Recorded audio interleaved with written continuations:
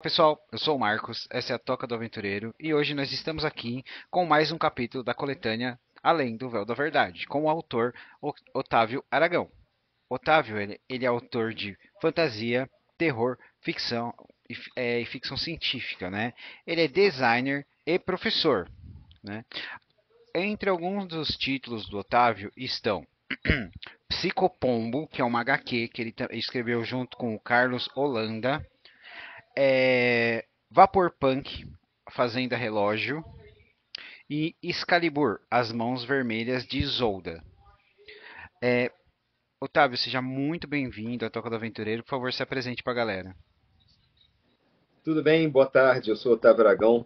Eu sou designer gráfico e professor universitário, né? Como já fui muito bem apresentado aqui. E, assim, ser escritor é algo novo, né? Eu tenho doutorado em artes visuais e o meu pós-doc é em letras. Uhum. E o meu pós-doc foi sobre ficção científica nos quadrinhos brasileiros. Então eu dei um jeito sempre de misturar tudo que eu gosto numa coisa só. Eu costumo dizer que só falta o rock and roll. Só falta misturar o rock and roll. No resto eu consigo juntar tudo numa sopa. Uhum. Então eu tenho três romances publicados, eu tenho duas graphic novels como roteirista. Aí você me pergunta, por que você não desenha? Todo mundo pergunta isso, né? Você não é quadrinista? É, sou. Então por que você não desenha? Porque eu detesto desenhar as minhas próprias coisas. Eu prefiro desenhar as coisas dos outros. Eu prefiro desenhar as coisas dos outros. Então, assim, finalmente eu descobri a parte que me cabe no Uhum. latifúndio das HQs. Ultimamente, eu tenho feito, como designer, né, eu tenho feito os projetos diagramáticos das páginas. Então, muitas Uhum. vezes eu pego, nas antologias que eu estou fazendo agora, eu já estou no segundo volume da série Intempol Agora, que é uma série de histórias de ficção científica sobre viagem no tempo. Começou lá em 98 e agora eu estou lançando uma série de álbuns. E esses álbuns reúnem uma média de 10 a 15 autores diferentes, entre roteiristas e ilustradores, em histórias de 7 páginas da Intempol. Então, a gente está saindo agora pela editora, foi pela Caligari, agora trocou de nome, Invictus. E então o que acontece é que eu pego as pessoas, às vezes, que nunca escreveram ficção científica, mas que escrevem muito bem.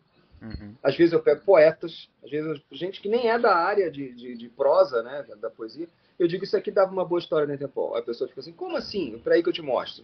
Aí eu diagramo as 7 páginas, eu crio o conceito de legibilidade das 7 páginas, e aí contacto um ilustrador, um quadrinista. Às vezes um ilustrador que nunca fez quadrinhos também. Aí o cara, não sei lidar, porque o grande diferencial dos quadrinhos não é saber desenhar ou não, é saber contar uma história com desenhos dentro de uma página. E isso eu sei Uhum. fazer.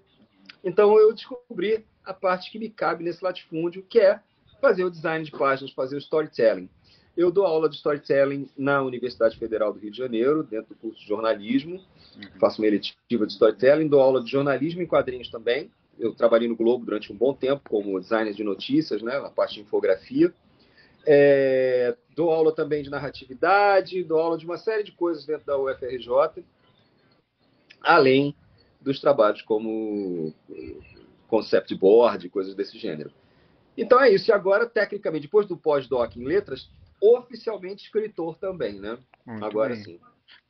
Então, pessoal, e olhando, né, o feed do Otávio, é, eu percebi que temos muita coisa em comum e muitas coisas que nós falamos bastante aqui na Toca do Aventureiro, né? Que é A Lenda, um dos filmes de fantasia que devia ter muito mais carinho, certo? Calvin, quem não gosta do Calvin? Eu tenho diversos Calvins aqui. Ferino, Assassino Psicopata Homicida é o meu favorito por causa do título, né? E nós concordamos que a Mônica Bellucci é a melhor Cleópatra do cinema de todos os tempos, né? E também Sem nós dúvida. gostamos do Sombra, né, Otávio? Quer falar um Sem dúvida. pouquinho sobre esses assuntos? Bom, vou de trás para frente, começando pelo Sombra. Eu gosto muito de Pulp Fiction. Eu gosto muito da ideia do Sombra, da figura do Sombra, mas eu gosto mesmo das histórias do Doc Savage, escritas pelo Lester O Dent. Homem de Bronze. E o Homem de Bronze. Eu gosto dessas. Essas eu acho assim, não porque elas fossem muito bem escritas, Uhum. mas porque elas tinham elas são a acepção do Pulp, né? Quanto mais maluco o conceito, ele não tinha medo de abraçar. Então tem cenas assim como, por exemplo, tem uma história que abre no vagão de um trem e o esqueleto de um cão sai correndo pelo corredor do vagão do trem. Você fica assim, de onde veio? E a construção da explicação daquele esqueleto do cão movente é brilhante. É tão idiota quanto brilhante. Simples, idiota e brilhante. Né? Uhum. E eu fiquei assim, essa imagem, são imagens poderosas, né? Imagina um corredor de um vagão de trem com um esqueleto de um cachorro passeando, correndo. Isso é muito surreal, né? É Salvador É, Dalí. e eu gosto do Doc Savage e, por exemplo, a gente teve um filme dele que foi, né, pra época foi até que foi ok, né? E algum tempo Não, não atrás. foi ok. Já era ruim na época. Mas eu entendo, mas assim, o Ron Ellie é o Doc Savage. Como assim? Eu não acho que ele tenha sido um bom Tarzan, mas como Doc Savage ele estava perfeito. Então, sim, até alguns anos atrás eles estavam querendo ver se tinha o projeto, há muito tempo tem o projeto de fazer um Doc Savage, né? E eles estavam querendo o Dwayne Johnson, né? Porque o Rock daria um bom Doc Savage, né? Só queria ver como eles adaptariam para hoje em dia ou eles teriam que fazer realmente algo retrô, né? Não, sabe, eu não vejo muita possibilidade. Já foi tentado. Se um filme tão bom quanto Rocketeer não deu certo, e estava Cara, no e início dos Rocketeer é excelente. 90. Pois é. E Rocketeer é um excelente filme pulp, feito em cima da história do Dave Stevens, que né, é uma HQ maravilhosa, eu Uhum. adoro aquilo. Um cara que morreu cedo, inclusive, o Dave Stevens. Mas o conceito do Rocketeer é muito bom. Inclusive, a história original, o Doc Savage é um dos coadjuvantes. Sim. E no cinema ele foi trocado, né? Ele não aparece. Aparece um Uhum. cientista lá que seria uma espécie de Howard Hughes É o da época. E, não, na então, verdade, é o Howard Hughes, né, mesmo, é, né? na verdade era o Doc Savage. O inventor do Uhum. foguetinho do Rocketeer é o Doc Savage. Você vê como o Uhum. personagem é legal.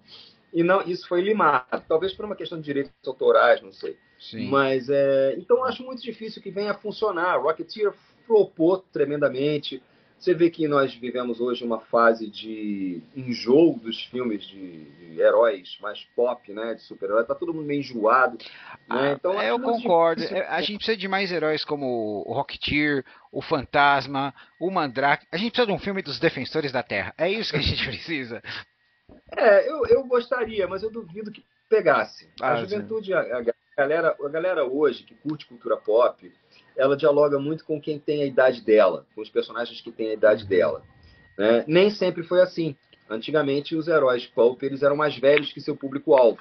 Hoje em dia, eles têm que ser da mesma idade. Uhum. Então, eu acho muito complicado você vender alguma coisa. Um filme de época, Doc Savage no passado em 1932. Não vai rolar. É, Ninguém vai entender. bom, a gente ainda tem a esperança da animação, né? Que ela salva muito. Ok, mas aí estamos falando de outra categoria, outros valores, outro valor de produção. Aí a coisa é Ah, completamente sim, diversa. sim. E outro público também, entendeu? Então Uhum. vamos lá. Voltando ao seu tríptico, vamos a Mônica Bellucci.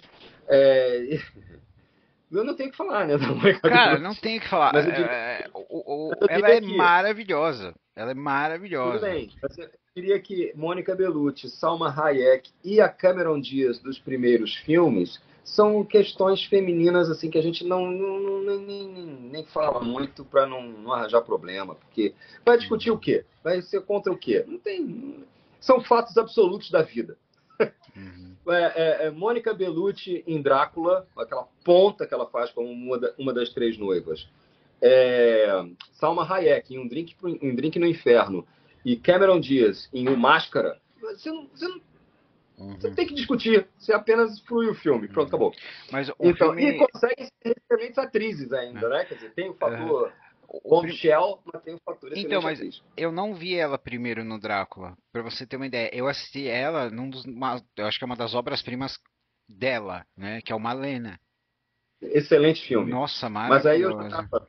ali eu já estava vacinado, já fui vendido no lance. Aí Aham. qualquer coisa, se fizesse atirei o pau no gato, três porquinhos, qualquer coisa, tá tudo bem. Aham. Bom, ela foi a Rainha Má naquela versão dos Irmãos Green, né? E aliás, Então, muito bem, muito bem. e agora Ah, vamos. primeiro ponto, a lenda. Você falou de A Lenda. Isso. Cara, sinto te informar, eu adoro Ridley Scott. Aliás, é do Ridley É Scott? do Ridley É do Ridley Scott, um Scott. dos E primeiros A filmes dele. Lenda foi o filme que ele fez depois de Blade Runner. Então havia uma expectativa muito grande. Eu mesmo estava com uma expectativa muito grande. porque eu via assim, ele fez Os Duelistas, que foi um baita de um filme de época, né? Um filme de aventura de época. Sensacional, nota 10, talvez um dos melhores filmes da É, carreira dele todo. entre os amantes de duelos de espadachins, ele tá É entre brilhante. os top 3. É esse, e um dos Zorros, né? E o outro eu não lembro qual que é. Não, é brilhante mesmo. Mas tem Uhum. vários filmes sobre fencing, né, Aham, como eles chamam, que eles exatamente. são fantásticos.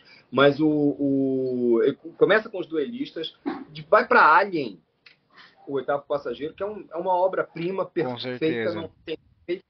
não tem defeito. Alien é uma obra autocontida, perfeita, dispensa continuações. Eu dispenso até a continuação do James Cameron. Não há necessidade de continuação. Cara, eu amo Eu aquela diria que. continuação, porque eles não tentaram continuar, eles falaram, agora fizemos o terror, agora eu vou fazer ação com o terror. Não, eu resumo o Aliens, o Resgate a baratas, muitas baratas. Né? Ninguém tinha É um a mesma Baigon ali sensação. que resolvia, né? Aquela cena do Bill Paxton abrindo o alçapão e olhando pelo teto Aham. rebaixado, né? Eles estão lá, mas eles estão se aproximando, não sei o quê, mas não tem ninguém aqui, eles estão assim, aí ele sobe, olha, aí tem aquela infestação de aliens. Eu pensei, isso aí eu já vi várias vezes vendo caixa de gordura de prédio, né? Hum, Parecido. perfeito. Tá bom. Então, aí é que tá. Então, quando ele sai do Alien, ele faz, se eu não me engano, o Blade Runner vem na sequência.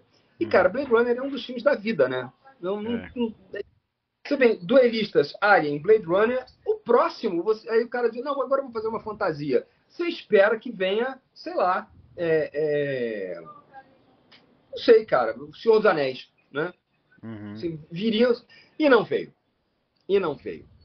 O problema A Lenda nem é o filme em si, porque ele é muito bem, a cinematografia é muito boa. Efeitos Você tem um dos práticos melhores, maravilhosos. você tem um dos melhores vilões da história do cinema, que é o Tim Uhum. Curry fazendo Lord Darkness, Uhum. né? É um baita de um vilão, mas é isso. E você tem uma construção de mocinha heroína muito legal, né? Sim. Heroína que seduzida pelo mal e tal. Isso é legal, mas é só isso. Só Uhum. isso. Eu acho esse filme uma decepção, principalmente com aquele unicórnio de chifre balançando. Eu não sei onde ele estava com a cabeça, que ele roubou aquilo alguma sobra do Blade Runner e tacou ali. Né? E fica aquele uniforme cavalgando com a cenoura na cabeça, a cenoura fazendo assim. Aquilo me tira completamente do filme. Aquilo me tira completamente do filme. Aí não dá. Aí não dá. Mas bom, já que tocamos nesses assuntos, você que trouxe, você que levantou Não, com esses certeza. elementos. Estou respondendo. Uhum. Mas vamos lá, o que mais? Eu falei do Calvin também, que é um quadrinho É o maravilhoso. Calvin. Não, Calvin. E o autor dele é um Bill daqueles Watterson. caras que fala: eu não vou me dobrar à indústria, né? É, Calvin é o Calvin a obra Calvin, Hobbes e o Uhum. Bill Watterson em si, se bem que eu ouvi boatos de que ele estaria voltando agora, né? Mas ele é aquele herói da resistência, né? O Bill Watterson é aquele herói da resistência, aquele cara que diz assim para você: calma, cara, você não precisa se dobrar, sabe? Não há necessidade de você se dobrar. E eu vejo hoje, principalmente hoje, eu vejo a garotada muito ansiosa para ser comprada. Uhum. Engraçado que nós temos um discurso padrão, né? De acolhimento, e tecnicamente todo mundo que faz cultura é de esquerda, eu também, né? Porém, na hora que uma mega empresa te chama para participar de um evento milionário a troco de banana, você vai. E eu não consigo entender isso. Uhum. Eu não consigo entender. Você sabe do que eu estou falando. Sim, Eu não sei. consigo entender isso. Você tem um evento milionário que chama pessoas, chama artistas de todo o mundo pô, não paga pouco, né? Mas na hora de você pegar o quadrinista brasileiro, o artista brasileiro e etc., o contador de histórias brasileiro, aí ele paga para se inscrever, para ter direito a ter uma mesa. Uhum. E aí vendeu o seu. E não ganha nem uma água, nem um kit com uma água você ganha. Você tem que pagar. Mas eu não. Assim, então eu sou muito reticente a esse tipo de ação, entendeu? Eu sou muito reticente a esse tipo de postura. Ou você assume que você é antissistema, como o Bill Watterson, que é um cara que eles teve, até foi distribuído mundialmente, beleza, mas quando, ó, não vai ter bonequinho, não. Não vai ter Sim. bonequinho, não vai ter derivado, não vai ter boinha com a imagem do Calvin, não vai comercializar o Calvin e o Hobbes por aí, porque não é para isso. Não é para isso. E, cara, existe um cara assim, né? Que bom, o cara Sim. faz um personagem que é conhecido mundialmente, que é um fenômeno do porte de uma Mônica, do porte de uma Mafalda, É, né? e E tudo que você vai comprar abre dele mão. é bootleg, porque não existe oficial. Pois é, isso é muito, muito, muito legal. Eu acho muito legal. Aí, né, são os paradoxos dos nossos tempos, né? Eu Uhum. chamo das pequenas hipocrisias do dia a dia, Sim, né? sim. Eu adoro o Watterson mais pelo posicionamento, apesar das histórias serem brilhantes, ele tem um conceito que eu acho esteticamente sensacional, que é, vou reduzir aqui, vou resumir para você ver. O que é a realidade é cartunesco, o que é o sonho é realista. Já reparou Sim. isso? Sim, Na representação, uma coisa que todas as sempre. vezes que ele desenha um sonho do Calvin, Calvin é uma mosca. Eis a mosca Calvin. A Aham. mosca é uma mosca que podia estar num livro de ciências. Belíssimamente desenhada. Mas o Calvin é cartunesco. Eu acho isso um conceito Eu, eu sempre, maravilhoso. eu sempre gostei muito quando ele tá de espífio, o explorador espacial, né? Os Zorg estão atacando. Exatamente, Nem eu. exatamente. Muito bem. Aí Agora, tem a né, Otávio, professora. eu gosto de perguntar para os nossos convidados, né, quais são seus autores favoritos e as suas inspirações? Quantos dias você tem? Ah, cara, Vamos lá. depois eu me viro para editar. Olha, dependendo da fase. Eu comecei. O meu primeiro autor favorito, o primeirão, aquele que eu fiquei fissurado aos 6 anos de idade, 7 anos, assim que aprendi a ler, né, pouco depois de aprender a ler, foi por conta do meu pai, o Monteiro Lobato, né?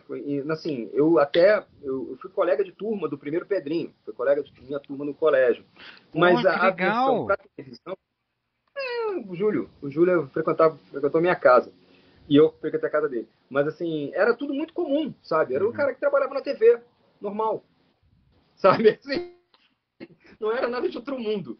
Mas assim, ele só tinha um trabalho diferente, né? Ele só tinha uma atividade diferente. Mas assim, a televisão já me incomodava. O primeiro programa no qual o Júlio estava lá, estava trabalhando, já me incomodava, porque eu já tinha uma construção imagética do Sítio do Pica-Pau Amarelo em cima dos desenhos do André Leblanc, que foram os livros que eu li, herdados do meu pai e da minha prima. Alô? Você está oi, aí? Caiu? deu uma pixelada. Escada, né? Isso. É. Então, o meu imaginário do Monteiro Lobato, do Sítio do Pica-Pau Amarelo, era, por exemplo, a Emília tinha cabelos de retróis, cabelos pretos. Quando eu vi aquela Emília com cabelo multicor, eu falei, isso aí não é Emília, não. E outra coisa que me incomodava era o tamanho, né? A proporção. Você tem um Visconde de Sabugosa, que é um adulto, idoso, na minha cabeça era idoso, né? Alto, maior do que a Dona Benta, maior do que a tia Anastácia, aquilo quebrava o meu sense of wonder completamente. Então eu não gostava de ver na TV. Eu Uhum. achava. Então, para mim, o Monteiro Lobato mesmo, raiz, é o dos livros. E eu li tudo. Quando criança, eu li todos. Na sequência, na adolescência, o meu autor favorito foi Edgar Allan Poe. E aí eu já estava no ginásio. Ah, sim, perdão, teve a fase Agatha Christie antes. Eu li Hum. 20 livros, 20 romances da Agatha Christie. E depois eu peguei o Edgar Allan Poe.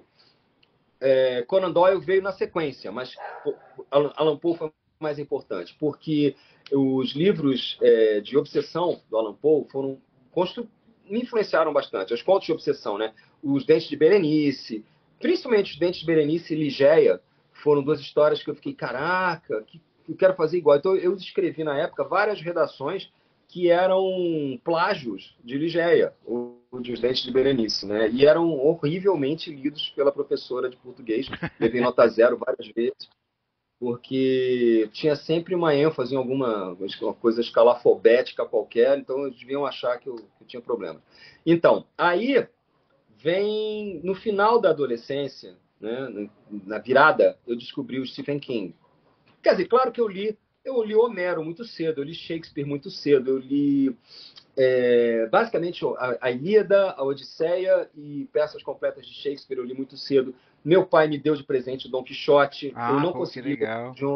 eu não consegui ler de uma tacada só, né? Mas eu ia, né, gradualmente lendo e entendi muito da construção de personagem ali com Dom Quixote. Até que eu descobri a literatura pop com o Stephen King. Eu já tinha lido, claro, né, os primeiros primeiros, muito Júlio Verne, tinha lido muito Júlio Verne, já tinha lido H.G. Wells, já tinha lido tudo. Aí caiu o Stephen King no meu colo, e aí fez explodir minha cabeça. Por quê? Porque o Stephen King, até então, até eu ler o Stephen King, o horror, para mim, era algo gótico. E por ser gótico, tinha que se passar no século XIX. Hum, Tinha que ser alguma coisa situada no passado. Né? Não dava para ter horror com luz elétrica. A luz elétrica, o horror é a luz de velas, entendeu? Na minha cabeça. E o Stephen King chega e diz: não, você pode ter o horror com a máquina de lavar, amigo. Cai um morcego na máquina de lavar, cai um alvejante, o alvejante tem não sei o quê, que reproduz uma poção mágica, mas é uma poção mágica alquímica por conta Tem, do sabão tem em pó, do um alvejante palhaço e no do dreno, morcego. né? E assim, não, esse conto da máquina de lavar possuída, eu nunca esqueci. Porque tinha. Não, não pode ser uma máquina de lavar possuída porque esse feitiço requer o sangue de virgem. E ninguém mais é virgem. Né? Isso eu ri alto quando eu li. Não, porque uma das meninas que trabalhava, que foi lavar roupa para lavar, era virgem. E provavelmente. E ela machuca o dedo e caiu uma gota de sangue. Eu nunca esqueci isso. Eu pensei, cara, dá para escrever histórias de terror, histórias assustadoras, tenebrosas e góticas, mas no contemporâneo. Hoje, isso foi assim, mudou tudo. Aí eu comecei a entender tudo. Eu falei, então eu acho que eu sei onde eu me encaixo. Eu acho que sabe, é por aqui. Aí comecei a ler, li todo mundo. Aí saí lendo todo mundo. Peter Straub, eu adoro Os Mortos-Vivos, é talvez a melhor história de fantasma que eu já vi. Então, estamos só na história de terror, tá? O Peter Straub, o Marcel Aimé, que é um autor francês maravilhoso, escreveu um livro chamado, uma coletânea de contos chamada O Passa-Paredes, que também é meio contemporâneo, fala um pouco do horror do dia a dia e do fantástico no dia a dia. Né? Ele não é exatamente um escritor de terror, né? Ele é um escritor mais de surrealismo. E ao mesmo tempo continuei lendo os clássicos, né? Aí fui atrás de Dostoiévski, li Crime e Castigo, li Flaubert, li Madame Bovary, li os russos, os franceses, os ingleses, os brasileiros. Eu sou um dos poucos caras que eu conheço que gosta de José de Alencar. Eu gosto do Guarani. Acho o Guarani legal. Uhum. Acho o Guarani. Eu acho o José de Alencar o nosso Alexandre de Mar, que foi outro que eu li bastante também. Eu li Eu. Os Três Mosqueteiros. Opa! O Guarani, pra mim, Li ele Os Três era. Mosqueteiros. Ele foi. Era um dos títulos que era obrigatórios na escola a gente ler, né? Né? Pois Então, é. E eu eu li na lembro, escola, eu li no colégio. eu lembro que na Eu tô época dando. o professor trouxe uma fita, que era aquela versão do Guarani que passou na Rede Manchete, o que não era muito adequado para as Com a crianças, né? aquele com a Angélica, não? É, exatamente, né? Aquilo é muito engraçado, né? Mas É, assim, então. então eu li o Guarani e os meus colegas achavam um saco e eu adorava. Eu dizia, pô, qual é o problema com o Guarani? É um baita. Aquele final, bicho, aquele final eu só vi parecido em Tarzan. Eu não entendo. Por que, sabe, Tarzan fazia aquilo? E isso é Sim. pano para manga para outra coisa, né? Outra coisa que eu quero falar Uhum. depois. Então, meus autores preferidos, é difícil falar sobre autores preferidos, tá? Eu li muito, alguns. De- Um que é ah, imprescindível. Ray Bradbury. Ray Bradbury, para mim, é formador, tá? Porque, principalmente o Homem Ilustrado, que eu li com o título de Uma Sombra Passou Por Aqui. Essa coletânea de contos do Bradbury, junto com o Sombras da Noite, do Stephen King, e com os contos do Histórias Extraordinárias, né, Tales from Grotesque and Arabesque, do Poe, cara, são esses três livros que formataram o que eu faço até hoje, tá? Eu jogo ping-pong com esses caras até hoje. legal, legal. É É, Poe, Bradbury e Stephen King. Eu jogo ping-pong com eles uhum. até hoje. Deixa eu te perguntar, que você falou do Tarzan, na sua opinião, quem você gosta mais? Porque assim, ambas as histórias são boas. Tarzan ou John Carter? Cara, é difícil essa, hein? Eu também, eu nunca Eu consigo fui o. decidir. É porque o John Carter, ele tem. O John Carter reverbera até hoje. Se você para pensar, como é que começa o John Carter? Ele é um cara na época da Guerra da Secessão, né? Ele é um capitão do exército, né? Na época da Secessão, correndo dos índios, né? Fugindo dos índios. E vai parar numa caverna muito louca, que tem lá uma série de escritos na parede e tal, e aqui ele entra em coma e ele sofre uma viagem astral para Barsum, que teoricamente é Marte peronomútil, né? Porque alguns autores a posteriori trataram isso não como uma viagem espacial, mas como uma viagem interdimensional, que eu acho muito mais legal. Então, Barsum não é Marte, é o planeta que está no lugar de Marte em outra dimensão. Olha só, aqui que conceito legal, né? Uhum. Esse é o conceito do Michael Moorcock. Michael Moorcock inventou esse conceito e eu acho ele brilhante. Ele faz o personagem dele também fazer a mesma coisa e tal, e ele dá essa explicação. Então, o que eu prefiro? Cara, são duas obras muito influentes, mas o John Carter, ele é influente de um jeito insidioso, porque ninguém lembra que ele é influente. Todo mundo olha hoje, digamos assim, para um casar, né, da Marvel, e você diz, pô, esse é o Tarzan, né? A gente consegue olhar para um desenho como os Herculoides, isso tem o Zandor. Ok. Então, o Zandor é o Tarzan. Você sabia dessa? Sim, sim. O Zandor, ele era Tarzan ao contrário, era Zantar. Uhum. Né? Mas as influências de Tarzan, elas são muito perceptíveis, elas são visíveis, elas são fáceis de você identificar.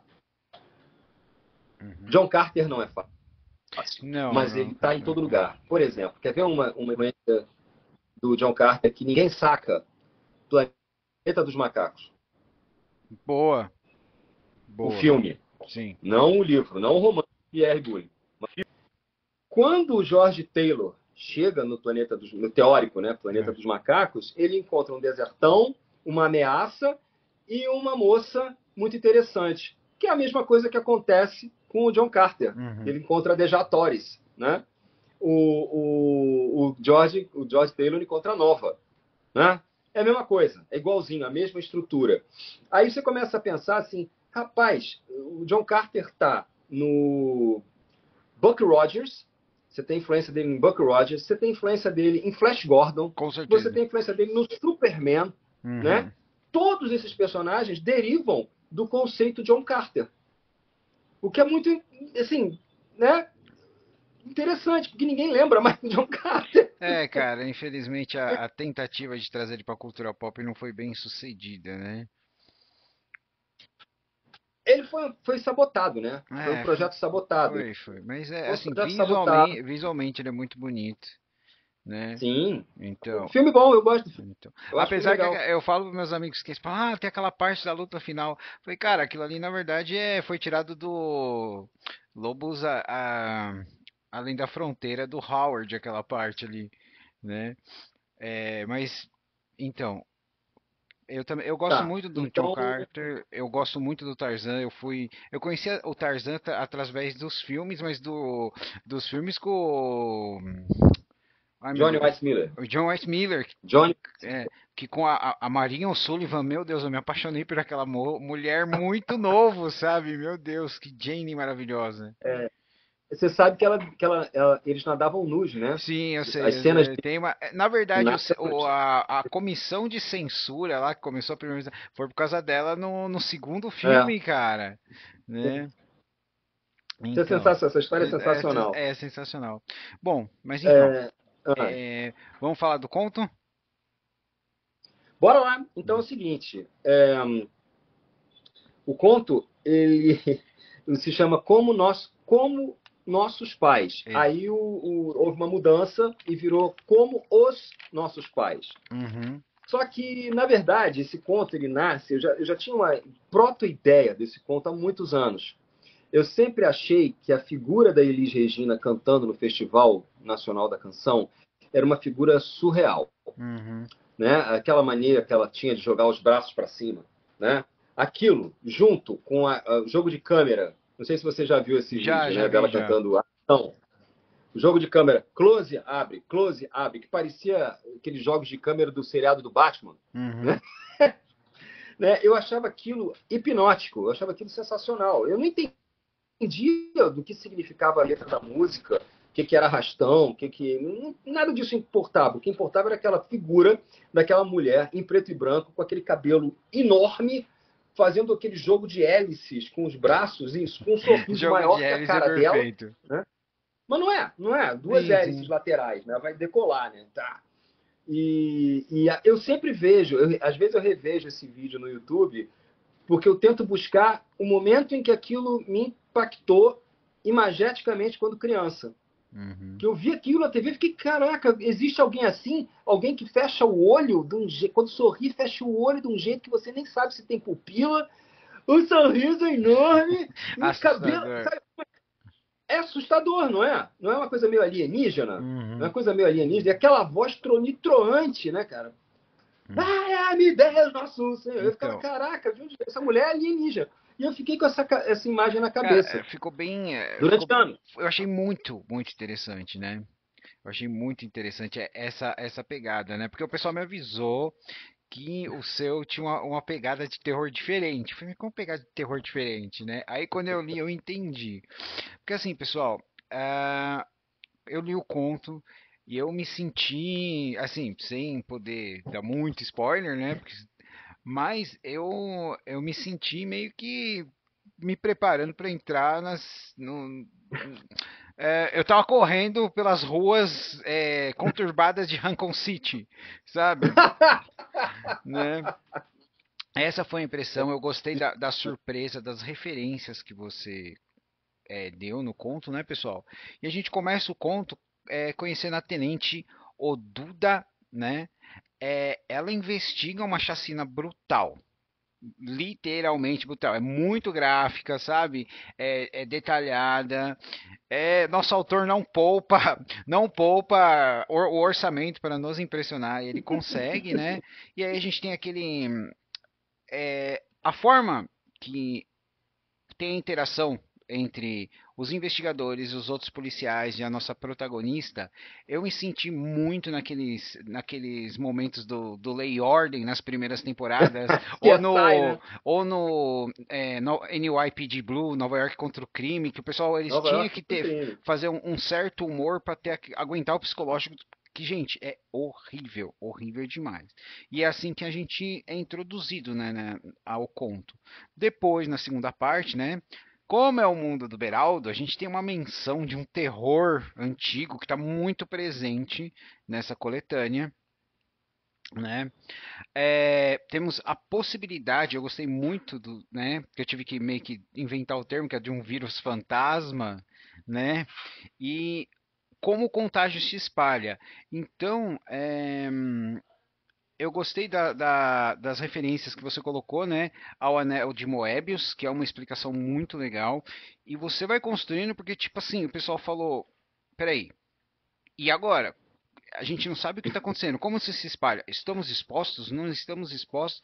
Isso é loucura. E ainda a referência que você fez a Elis Regina. Você pode contar pra gente, assim, sem dar muito spoiler, como é que foi você fazer essa cena brutal, colocar anel de Moebius, inserir o humor dos policiais, né? E a Bom, a Elis Regina você já explicou, mas ficou muito legal. Cara, olha só, para começo de conversa, eu parti da ideia da imagem da Elis sendo transmitida para alguém que não tem ideia de Uhum, quem era Elis Regina. Pega qualquer estrangeiro de uhum, hoje e mostra um pedaço daquele vídeo. Pega um pedaço daquele vídeo. Aí mostra. Imagina um recorte.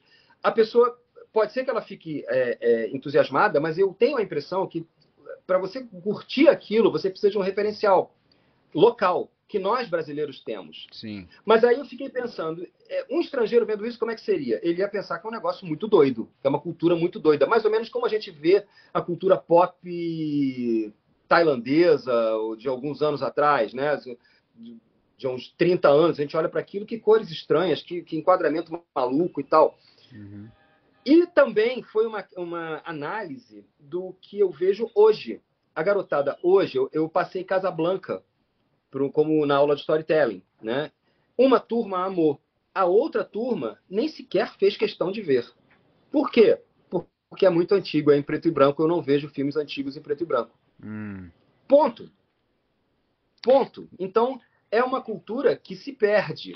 É uma uhum, cultura, é um modo artístico, cultural, expressivo, que vai perder a correlação cognitiva. Em uhum. alguns anos, você vai falar de Humphrey Bogart, as pessoas vão dizer para você saúde, né? Porque elas não vão Que é entender. uma Vão vergonha, pensar que você né? vão pensar que você está tossindo.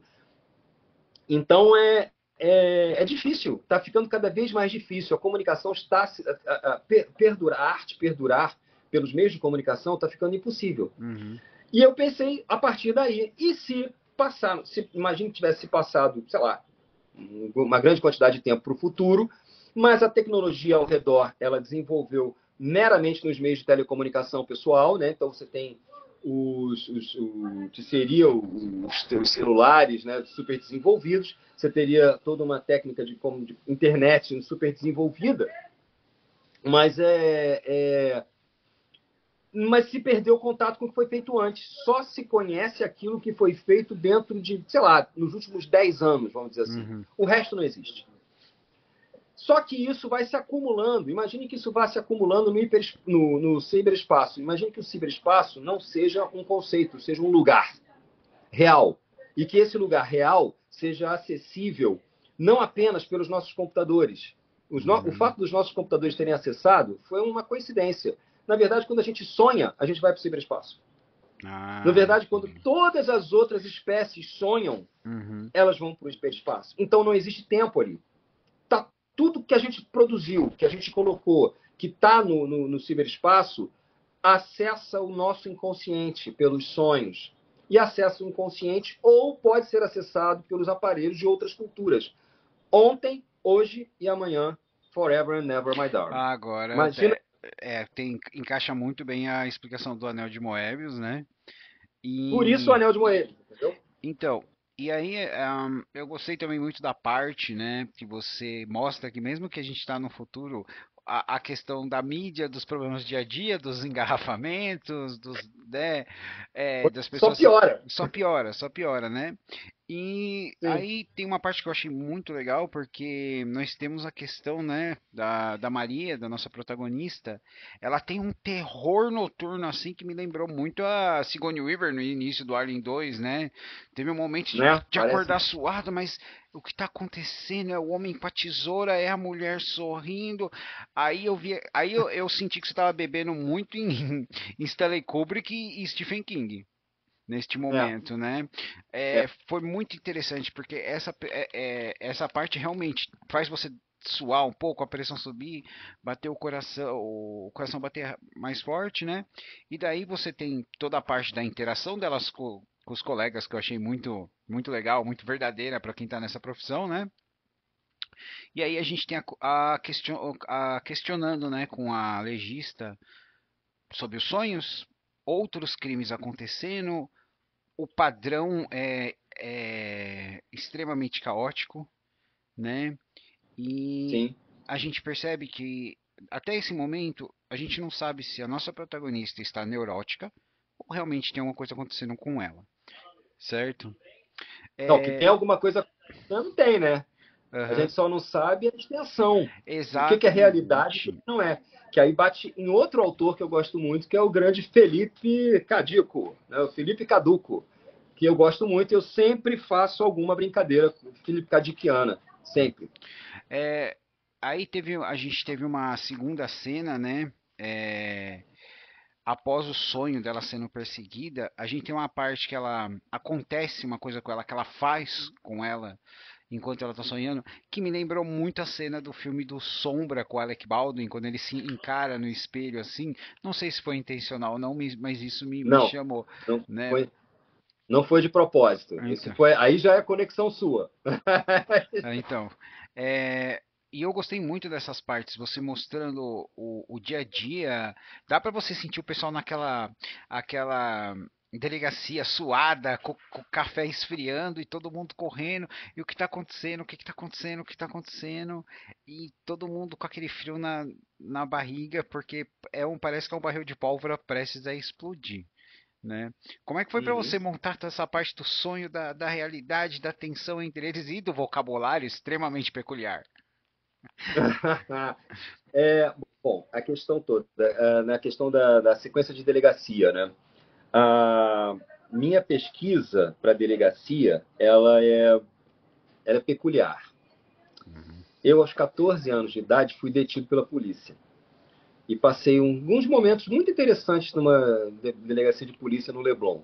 uhum, Sofrendo piadinhas, ameaças e etc, etc, por vandalismo, né? Eu fiz vandalismo, aí os caras deixaram a gente na delegacia, a polícia chegou, pegou a gente.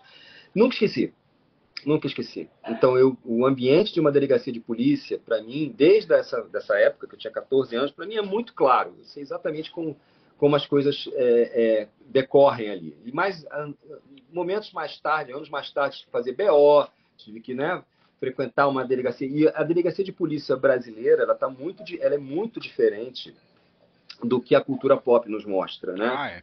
Ela tem um teor de civirômetro muito grande. Ela tem um teor de tensão interna constante, constante. É um negócio absurdo, sabe? Se você gosta de cultura pop, a delegacia brasileira ela está muito mais próxima daquela delegacia que aparece em Predador 2, com o Danny Sim, sim. Glover, do que o Nova York contra o crime. Né? Ela é muito mais parecida, aquela zona, aquela coisa balbúrdia, e todo mundo meio de saco cheio de estar ali e tal. Junta isso com o fato de eu ter trabalhado quando eu era garoto. Quando eu comecei a trabalhar, eu fiz um estágio no jornal o Fluminense, daqui do interior do estado, né? Em que, na Baixada Fluminense. Baixada Fluminense, na filial Baixada do Jornal Fluminense. E aí Uhum. eu tive contato com o pessoal que fazia jornalismo policial, raiz, em 1981. Cara, 1981. Não, perdão, 82. Foi logo que eu entrei na faculdade, eu já arranjei esse estágio. E não tinha nada a ver com o que eu fazia, né? Acabei arranjando o estágio de jornalista, eu virei foca mesmo sem estar fazendo jornalismo. Olha só que maluquice. E aí tinha muita coisa, Baixada Fluminense, né? Eles até me protegiam, o pessoal da redação até meio que me protegia, mas não tinha jeito, né? Eu vi confronto de sem terra, eu vi o pessoal que invadia terreno ocupado e fazia plantação, e o dono do jornal, o dono daquela redação, ele era muito de direita, né? Então havia um direcionamento, e eu era o subversivo de plantão, o jovem subversivo de plantão. Então eu vi muito desses conflitos internos, né? O velho jornalista que trabalhava lá, meio que me adotou como aprendiz, acabei arranjando namorada por lá, ou seja, Você, né? você era basicamente o Jimmy Olsen. Nessa fase, essa pequena fase da vida, sim. E veja bem, eu sou do Rio de Janeiro, eu sou nascido e criado na Zona Sul. De Uhum. repente, eu acordava na Zona Sul do lado da praia, né, no Flamengo, aqui no Botafogo, pegava um trem e ia na contramão para a Baixada Fluminense, para trabalhar no lugar qual todo mundo quer fugir.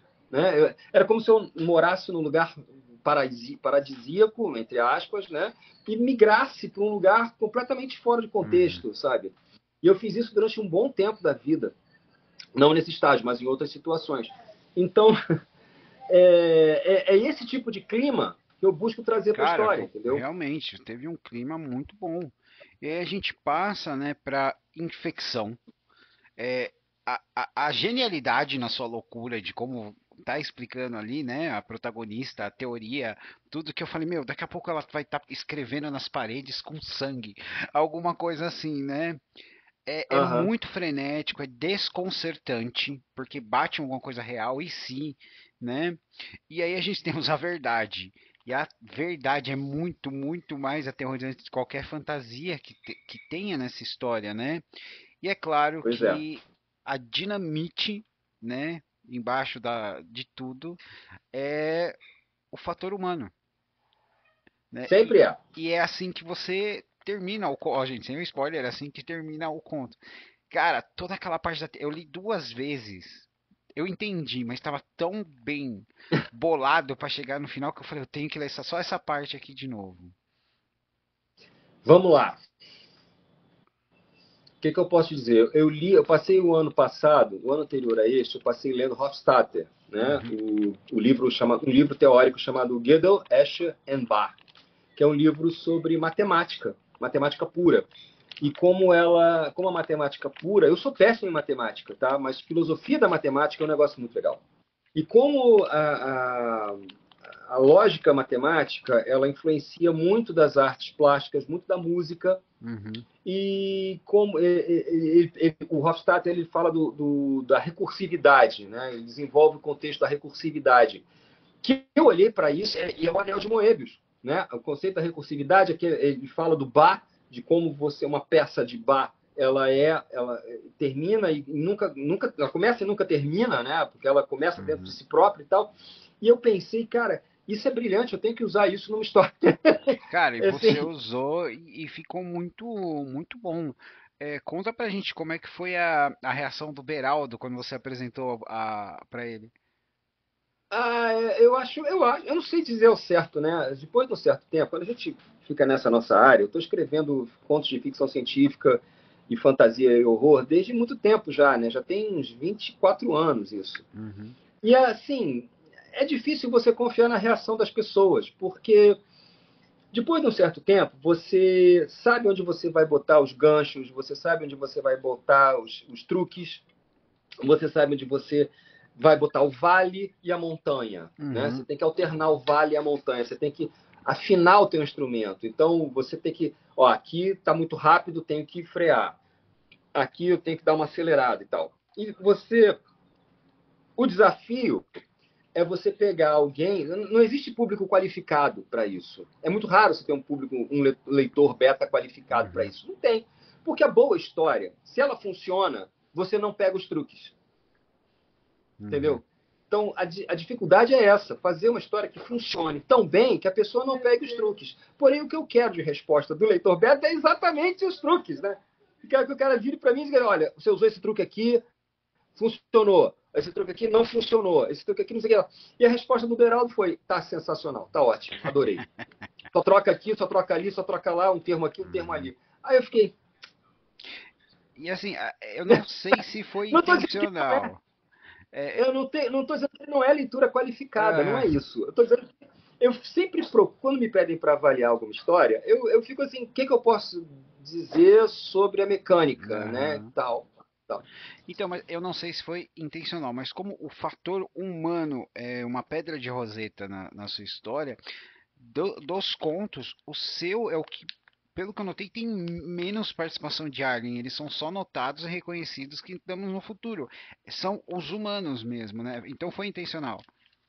Sim, eu não escrevo sobre coisas que não são humanas. Eu só escrevo sobre a humanidade. Uhum. O que não é humano não me interessa. Entendi. Essa é uma frase boa para colocar numa lápide, né? Não, Mas é, Olha, eu ia falar, olha, na verdade eu ia falar merece uma caneca, né? o que não é humano não me interessa. Eu só estou interessado no humano, cara. Eu não estou interessado. Que é uma coisa que me irrita um pouco em algumas histórias de Uhum, FC, que é a busca do inumano. Eu não quero buscar o inumano, eu quero aprender mais sobre o humano. Só isso. uhum. Cara, Então qualquer inumano que sim. apareça vai ser uma alegoria para o humano, sabe? Uhum.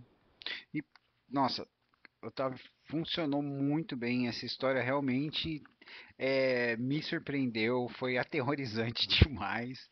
E, como eu te falei, a parte final eu tive que ler a explicação de novo, porque eu gostei tanto, né? Que eu falei, o dedinho sangrando assim na parede, fazendo os cálculos, só faltou isso. É que eu não lembro de que É. filme que é isso, mas me veio na Isso é de cabeça. várias histórias, né? Isso Aham, vale qualquer. Ó, tem um cara aqui, vou até mostrar, aham. faz isso direto. Esse Ah, cara aqui faz isso direto, né? Contos Reunidos do Mestre do Terror Cósmico, do Lovecraft. Ah, sim. Exatamente. Ele inventou praticamente isso, né? Uhum. O sujeito enlouquecendo e fazendo conta com o dedinho sangrando na parede. Depois você já viu isso em vários. Seven, eu acho. É Seven? Não, algum filme desses aí tem isso, do continha, Uhum. o protagonista pirando, fazendo continha com sangrando na parede. Mas não é exatamente isso. A gente fica Não, aguardando esse momento, mas não, esse momento não vem. não Não é é pra isso. exatamente isso, mas ficou muito bom e, pessoal, eu só posso recomendar, bom, eu recomendo toda a coletânea, mas esse conto eu acho para se preparem, tá? Que isso aí pode tirar um pouquinho o soninho de vocês à noite, viu? Que você vai ficar, e se Ou eu não, estiver, e se eu estiver na Matrix, né? ou não, né? Porque, assim, você reconheceu quem é o cara de bigode com a tesoura? O cara, então, eu falei, puta, Então tesouro. vamos terminar a gravação para eu poder te Ah, contar quem beleza, é não sem dar vou. spoiler. Aham. Não, você pode contar, eu coloco o pi. É o meu.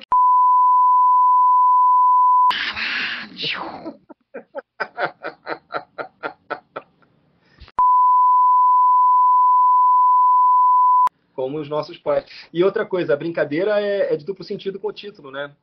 É como os nossos pais, Uhum, no sentido de repetir as ações dos nossos pais, e também comer os pais, né?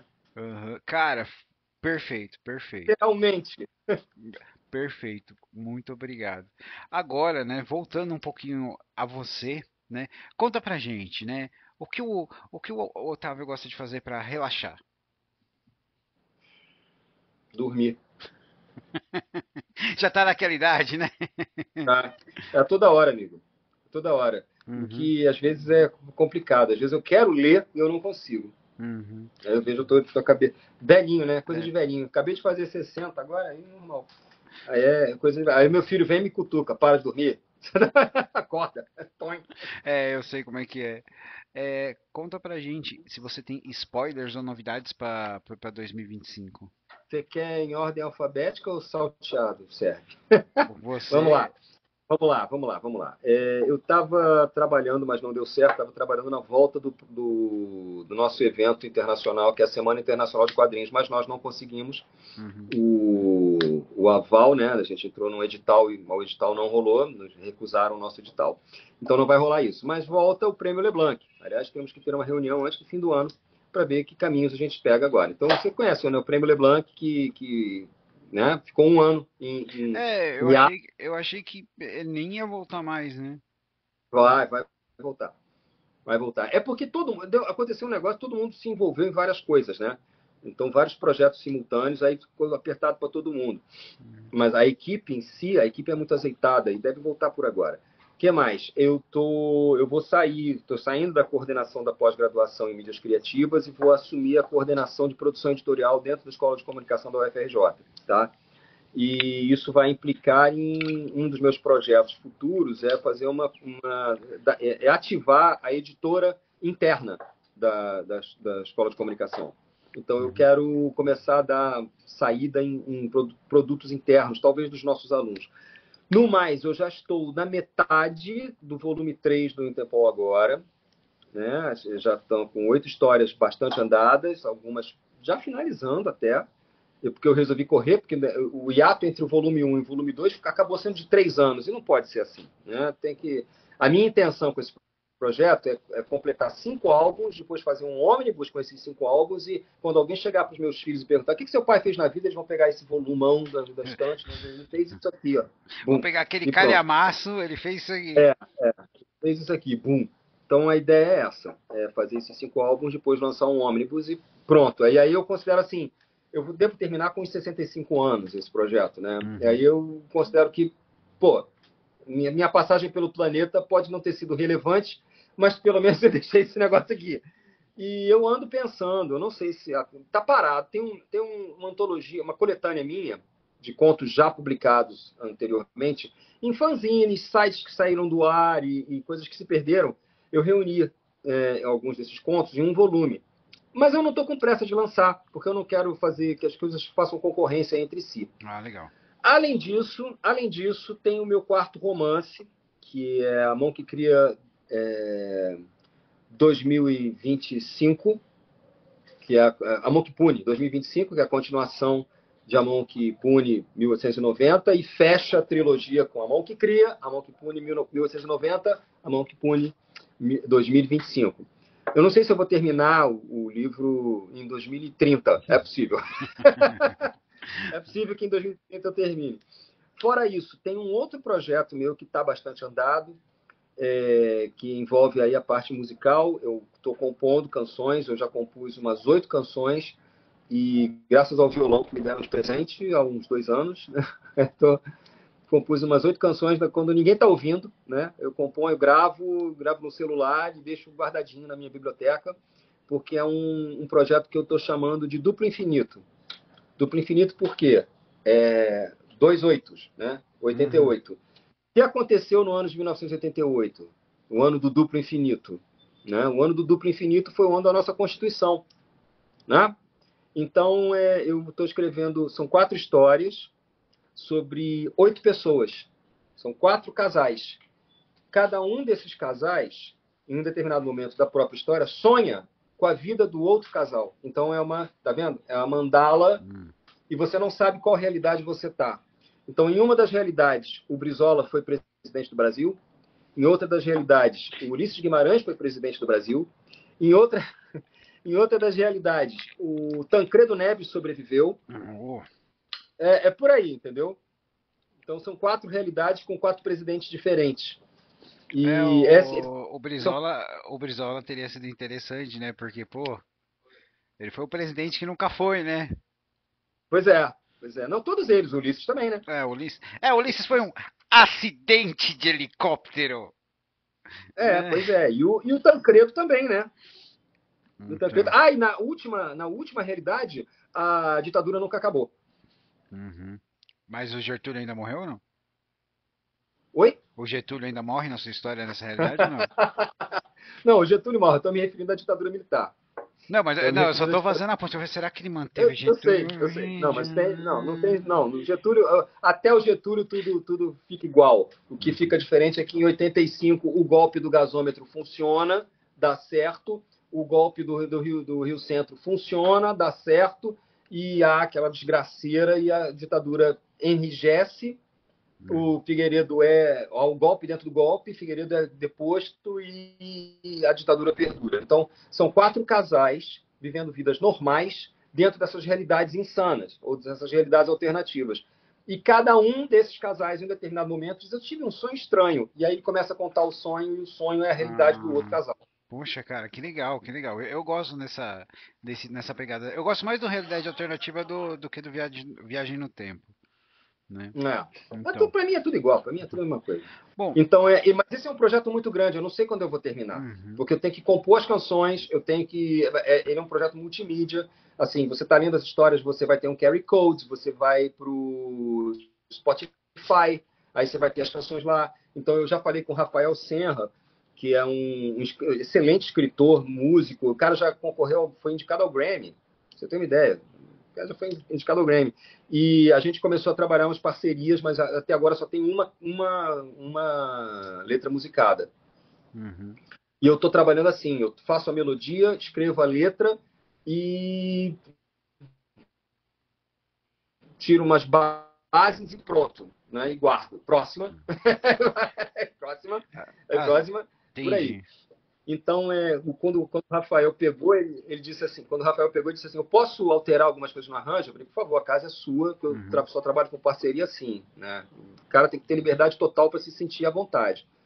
Então é isso, são 8 canções, 4 histórias sobre 8 personagens em 4 realidades. Então sobre o ano de 88. Cara, que projeto, projeto legal, viu? Né? É legal, né? Eu meio que... engraçado, esse projeto eu tive meio que num sonho. Eu acordei... Você também teve no sonho. E é muito maluco, porque você conhece aquela história do Paul McCartney, que eu repito sempre, né? Yesterday nasceu num sonho. Ele acordou, foi pro piano, tirou Yesterday, aí ele falou, não é possível, isso aqui eu já conhecia, eu já conheço em algum lugar. Aí saiu ligando para todo mundo, ligou pro John Lennon, tocou, o John Lennon, não conheço não. Aí ligou pro Brian Epstein, o Brian Epstein, não sei o que é isso. Então eu inventei. Mentira, era uma canção folclórica que ele tinha ouvido do pai dele, né? Só que ele não tinha registro, né, de memória. Então eu acordei com isso na cabeça, bicho. Aí eu falei, cara, não é possível. Deve ter tido essa ideia. Alguém deve ter tido essa ideia, né? Mas eu já entrei naquela fase do dane-se se alguém teve essa ideia. Não Uhum. importa. Ah, que legal. Bom, Octavio, fala pra gente, por favor, né? É só na Amazon que a gente consegue encontrar seus livros ou a gente pega direto com você? Cara, não, não pega nada comigo, não. Eu não uma das regras básicas que eu tenho é não guardar nada de estoque em casa. Não tem espaço para isso, cara. Já não tem espaço nem para mim, não tem espaço para caixa de vidro. Não. A coisa tem. Não dá. A coisa tem que funcionar da seguinte maneira: É. tem que ser pela Amazon e tem que ser por uma editora. Não tenho como fazer isso do jeito de crowdfunding que todo mundo aí faz, entendeu? Uhum. Eu não tenho nem a condição temporal, eu sou uma pessoa que faz muitas coisas simultaneamente e eu não tenho a disciplina necessária para fazer um crowdfunding. Crowdfunding Entendi. exige que você seja um cara mega disciplinado. E eu estou muito ocupado inventando moda para ficar. É sério, cara. Não Não, dá, né? Sou muito é, ocupado muito inventando bem. moda para Muito bem. ficar prestando atenção nisso. Então, por enquanto, quer comprar coisa minha, vai pela Amazon mesmo, né? Uhum. É uma mega store do Bezos, eu sei, o cara é um capitalista horroroso, que eu não sei de onde tiraram que ele é comunista. Né? Tem essa lenda, né? Ah, o Bezos, ele é comunista. Que comunista, cara? Enlouqueceram. É, Era um puta de um capitalista ferrenho. Como é que o cara é comunista? Então, mas, por enquanto, é isso. Por enquanto, muito bem. quem quiser, quem tiver interessado em alguma coisa minha, é Uhum. a Amazon mesmo. O link tá aqui na descrição do vídeo, viu, pessoal? É só dar uma olhada lá, procurar. Bom, agora nós chegamos naquele momento, né, da Toca do Aventureiro, que eu chamo de momento Karine. Deixa eu fazer os dedos de jazz, né? Que você já deixou umas mensagens muito legais, mas eu peço para o convidado deixar uma mensagem para o universo.